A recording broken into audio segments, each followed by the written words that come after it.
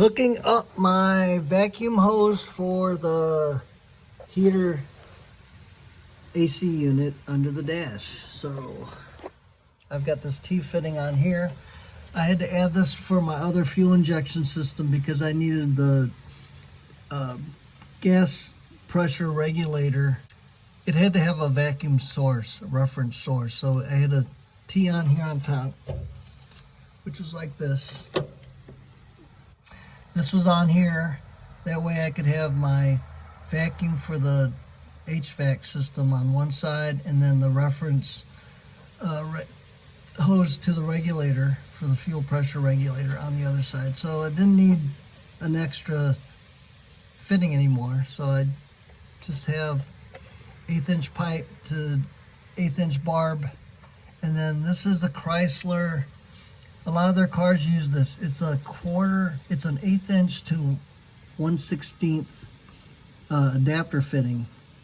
So I went through all my stuff and I found this little elbow and that little fitting, because this hose, the hole is so small that you have to have the right fitting on there or else it's going to pull off. Okay, so that's all done. Working on this reservoir.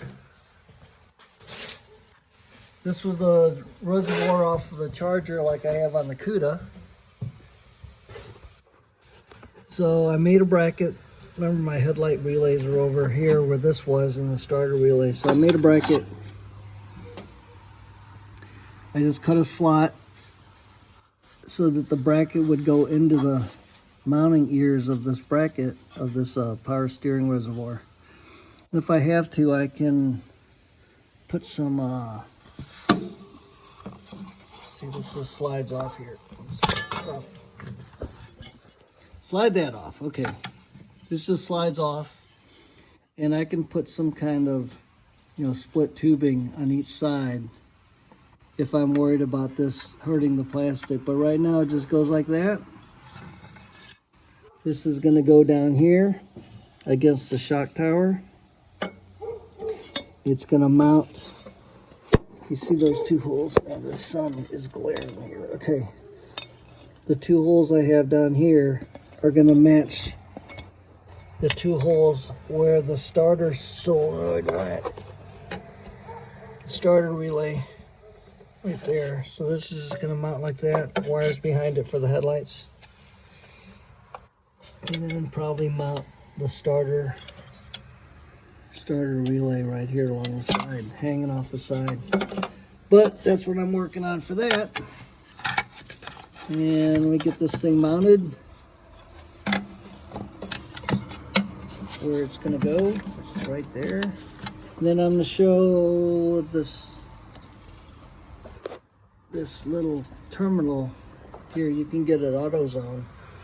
It's going to take the place of my ugly clamp with all the taps off of it and under the bolts with this right here. So you can get these at AutoZone. It's got two hookups for two big large cables and then two additional ones for like a number 10 wire. That way it'll make it look a lot nicer. So just wanted to update that, and I'm getting close to getting this thing running.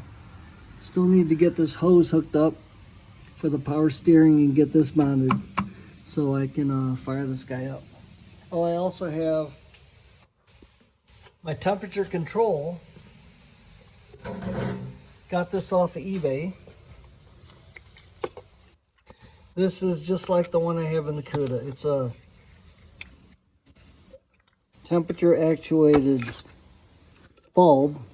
This goes on the back of the radiator against the fins. And then this goes to my relay. I ordered some 70 amp relays and fuses. 70 amp relays, fuses, and fuse holders for these two fans that are down here. Remember, the 40 and 30 amp relays get hot when I hook these fans up. They draw more current than you think. So I'm using the 70 amp relays. They should be here from eBay tomorrow.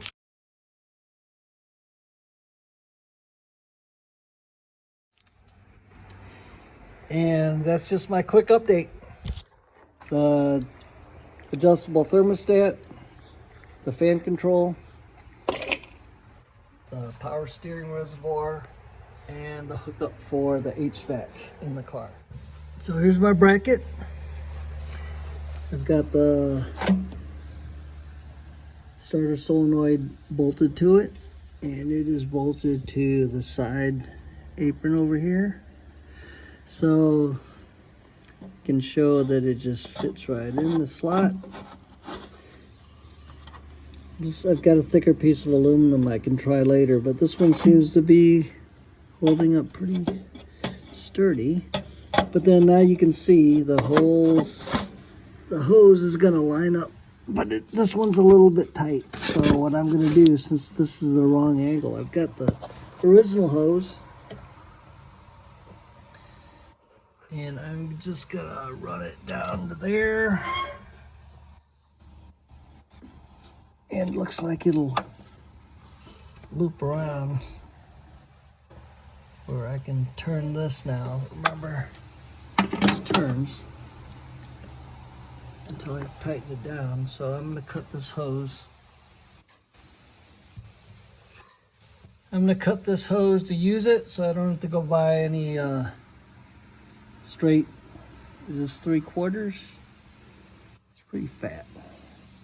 3/4 hose, and see if I can just use it, because that's what I think I did with this one here. Let's compare. Hope there's enough light back here. Yep, it goes down like that. Comes up right to there. So I think this is one of the original hoses too. Right around the battery tray, right up to the bottom. So yeah, it's factory hose. All right, let's do it with this one. I cut this one off, make it fit. And I might make, like I was talking about, a fork, or I can even lengthen the slot underneath this head and then have this actually clamping down on the remaining piece there of the part that rotates. All right, let me get cutting. My power steering pump is mounted, and the hoses are all hooked up. There's a return line.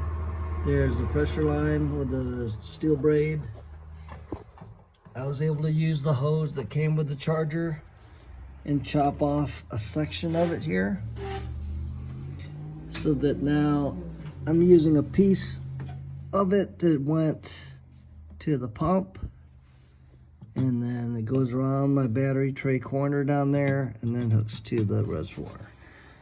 So if you want to do what I did, this fitting here, I've got a steel fitting in this one, but it has to be an O-ring type fitting, which I'll show a picture of the eBay fitting here.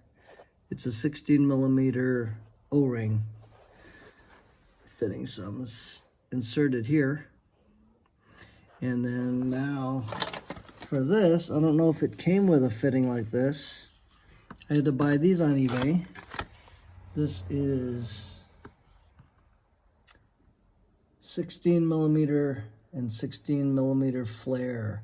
So the flare, 16mm, is for a 6AN up at the top, like this. And then the bottom part, it has to be the flare, because I noticed inside the hole, it had the little brass cone inside this one. So I'm not sure about the other one, because I already had that hooked up, ready to go.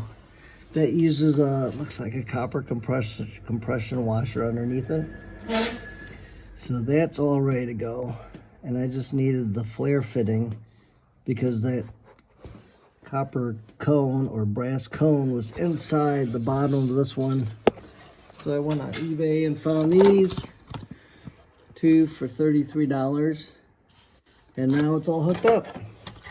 I'm gonna put some fluid in there, maybe flush it out once by leaving the return hose off, or it can spray out. This all has to be flushed, this pump, so I might run it with this one off and let it pump some fresh fluid out of here until it's empty, so I know that nothing is going into my brand new Borgeson box. All right, so that's it. On to the next thing. Another beautiful day out here. Great temperature, convertible weather. Need to get this guy running. Okay, so it looks like I just have a few more wires to hook up here. These are all hot wires to my accessories, fuel pump, inside extra cigarette lighters, and just different things that I use power for, like my trunk. I've got a fuse block in my trunk. It's also powering all the power window motors so that nothing goes through the little switch on the dash. It's all just through relays and my external hot wires. Okay, so all the power steering's hooked up. I took off the pressure line, filled up a little bottle full of power steering fluid after I filled up the reservoir, and I pumped it by hand, took off the belt, flushed that out with a full quart of fluid to make sure nothing goes into the brand new Borgeson box, and made a return line.